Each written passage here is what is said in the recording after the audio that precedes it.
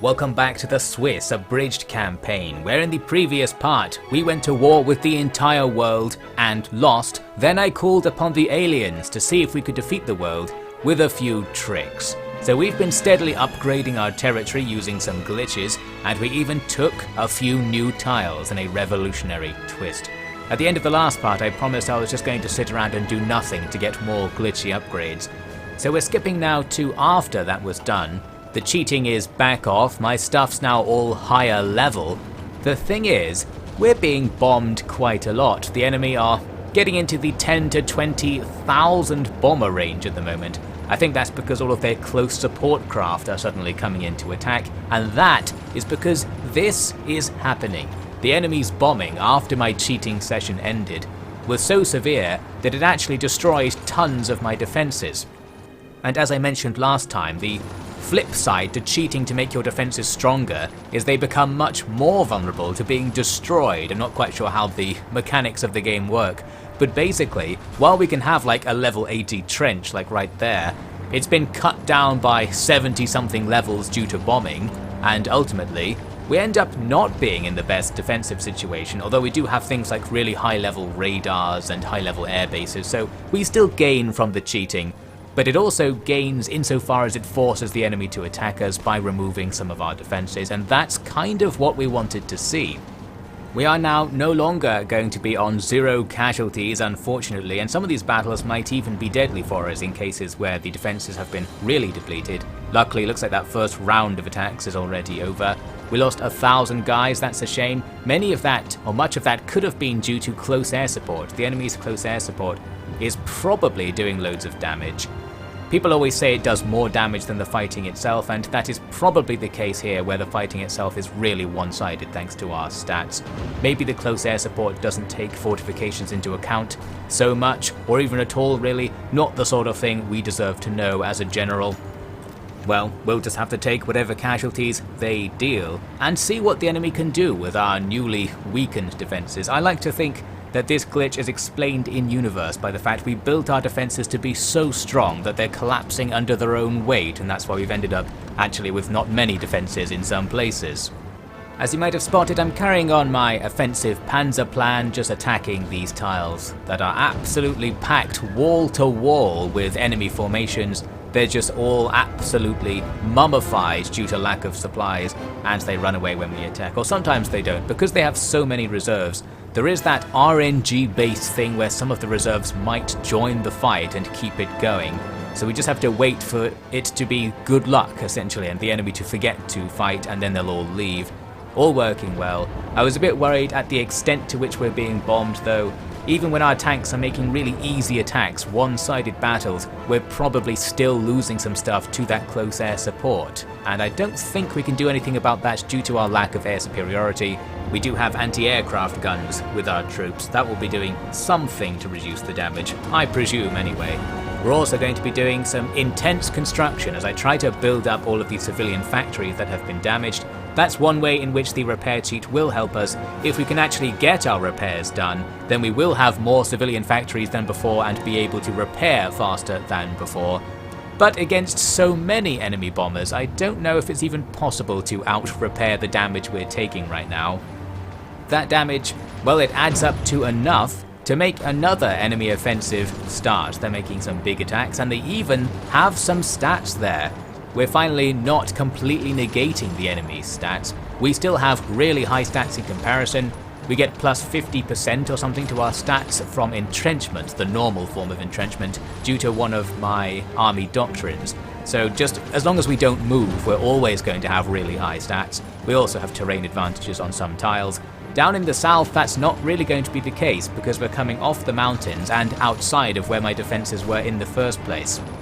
Although after the destruction, I'm sure it's more level across the front. Well, there's nothing to do now. The enemy are attacking all over the place. This is where the battle's going to have to be decided. Will they push us back like they did in the original timeline where they destroyed all of our stuff? Only time will tell. We are stronger in this timeline though because we have better infantry weapons due to me spamming through the text. And I have this pile of tanks which can just disrupt things by driving out and randomly taking more tiles.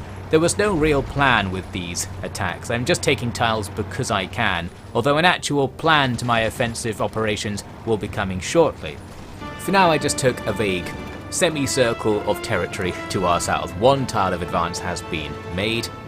Sometimes there were actually tiles where the enemy had like 55 divisions on them, but they weren't at no organization yet, so there are places we can't advance in that direction, although realistically we can due to reinforcement jank. 55 divisions can't actually fight at once, of course, but we can save that rant for another time.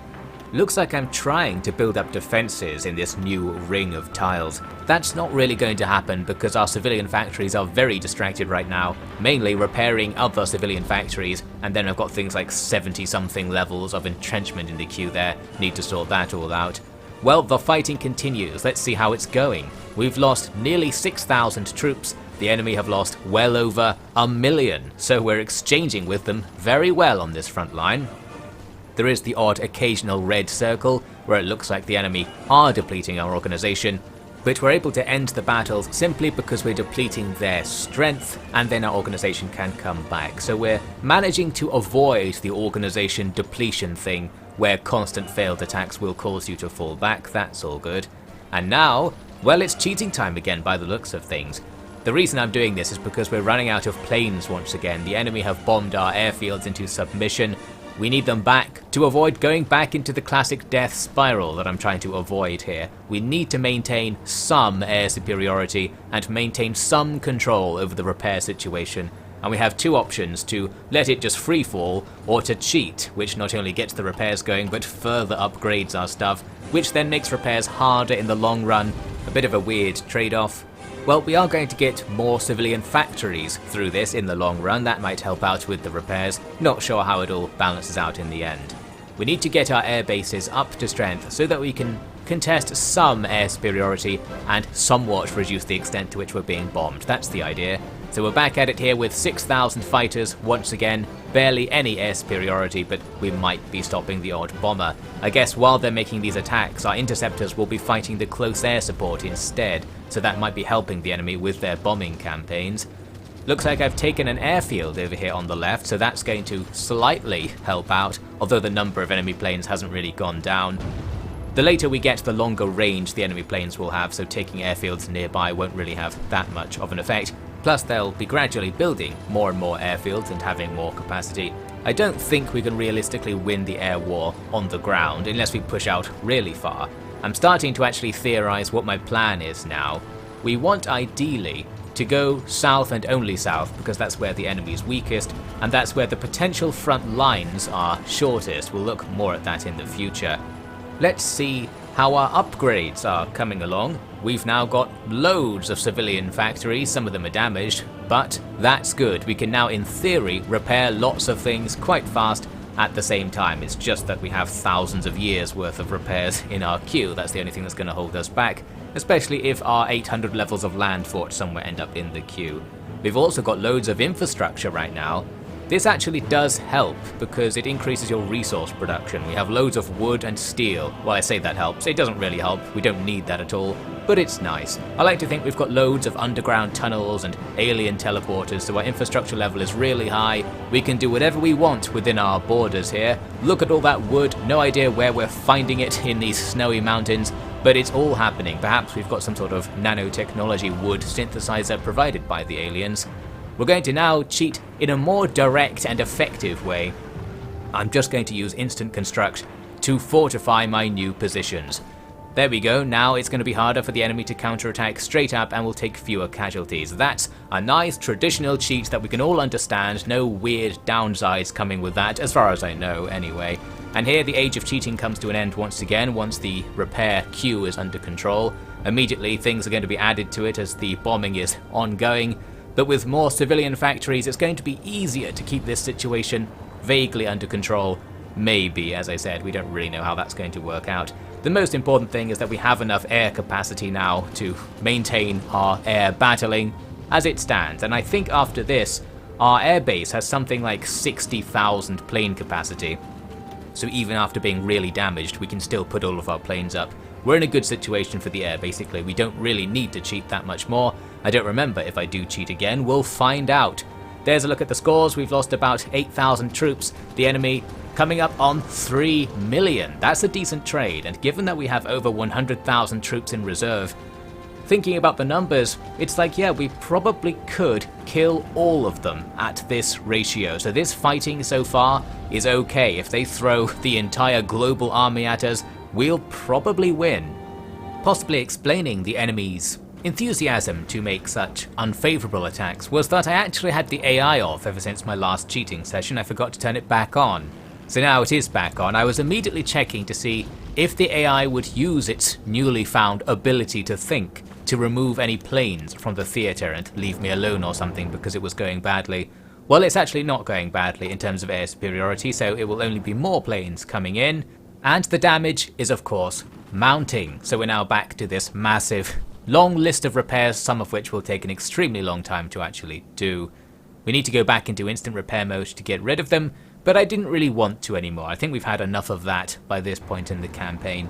Instead, we're going to focus on moving towards the south, using our tanks to push. I now have more tanks than before too, so it's extra easy.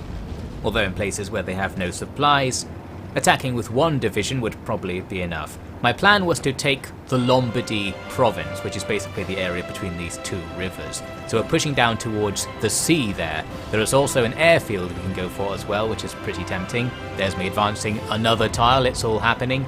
The thing was, when I got to the final tile, we didn't have quite the same advantages as usual. There's a stack of 40-something divisions there that haven't had their organisation drained by supply loss. So this is something of a normal fight. We can still one-on-one beat all of their divisions, so it's a case of will the RNG allow us to just move into the territory via the forget to fight reinforcement mechanic thing. But the longer we wait, the more damage we're taking. Plus the enemy are going to be doing close air support on that fight with thousands of fighters. We're going to take damage if we actually just sit here trying to grind through 40 divisions. I ended up thinking, no, let's not do this then, because time is on our side. If they want to put 40 divisions there, well, that's going to be way more than the supplies that tile can have, so if we wait, they'll get weaker.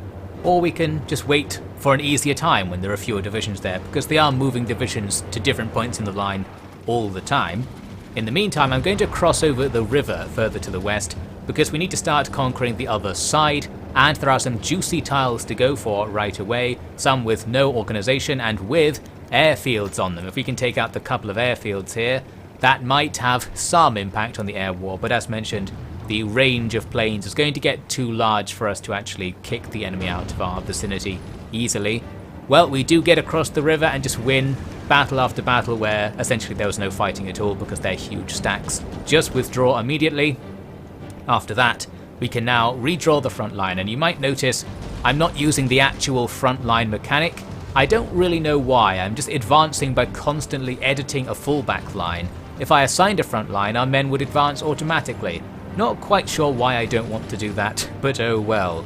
Elsewhere, well, another attack is happening, and this time the AI is switched on, so it's made its usual assessments. It's decided we're weak enough, probably because of the bombing that I'm not paying attention to due to having the wrong air war thing up. So we're weak enough to be attacked. Our forts are below 6, I think someone was saying that's when you can be attacked. However, the enemy will not be making very much progress simply because our stats are still super high. We've even got some of our own bombers there actually doing some close support on those fights, which might be helping out. But mainly our infantry are just going to have really one-sided battles, our artillery too, I should add. Here's the score as of now. We've lost nearly 9,000 troops. Suddenly the enemy have lost like 6 million troops and climbing. These attacks they're making are devastating. It's kind of hard to tell just seeing numbers flash by. They're losing millions of troops in these constant attacks around Switzerland. And that's going to suit us perfectly. The ratio is still there. It's getting better, I think, actually. We still can kill them all if they keep it up. And while our repairs are probably not going to be able to repair all of our damaged stuff, that's going to incentivize them to keep trying to attack. I strongly suspect the AI can't see at all, or doesn't take into account, your level of regular entrenchment, giving us those plus 50% stats. It probably doesn't care too much either about making these river crossings and attacking mountains, which debuff them heavily. So it's still super one-sided even without too many fortifications, and down here where we've pushed the front line forwards, we're going to have far less entrenchment and fortifications since it's the enemy's territory that was less built up.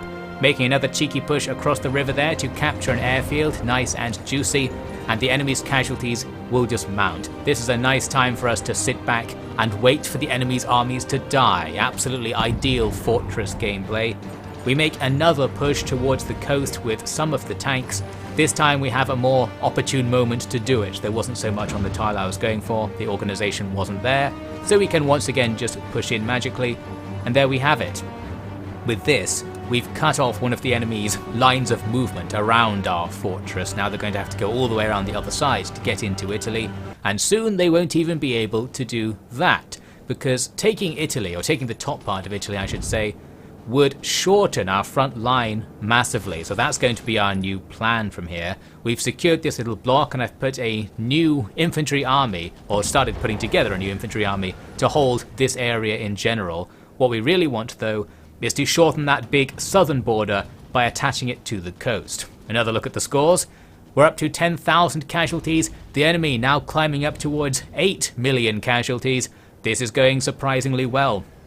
Seems to be happening very fast because I'm cutting quite a lot out. Essentially nothing is happening in the game. The enemy are just dying, and if you check the numbers, that becomes apparent, but in the moment-to-moment gameplay, there's not much to say about it, I suppose. We've got more infantry on the way, so we're going to secure our new eastern border there, while the tanks will keep pushing towards the coast. It was just a series of very easy battles to do this. There was the odd fight where the enemy had some organization, but we got luckier and they just didn't fight due to reinforcement jankiness.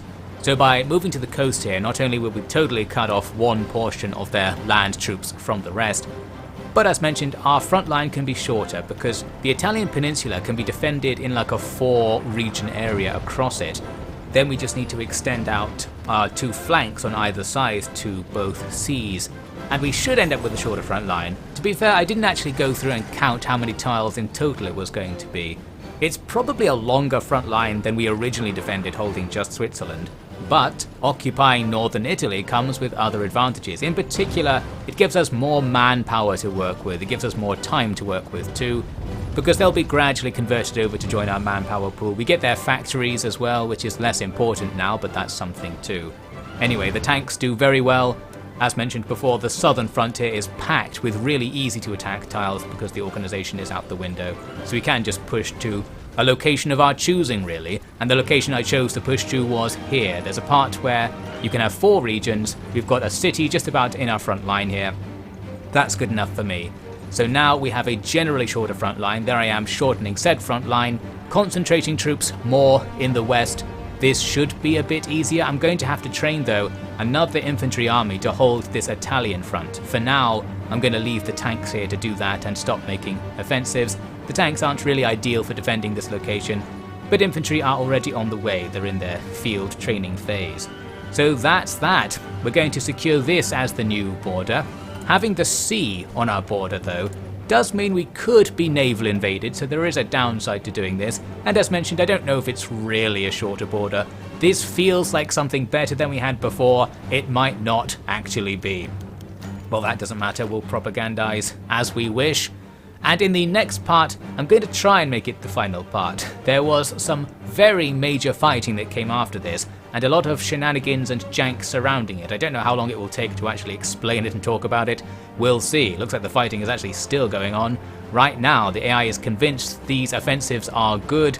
I'm convinced otherwise. This is going perfectly for us, and perfectly for the aliens, who surely are seeing the result they wanted to see from all this. Well anyway, join me next time to see some more stuff.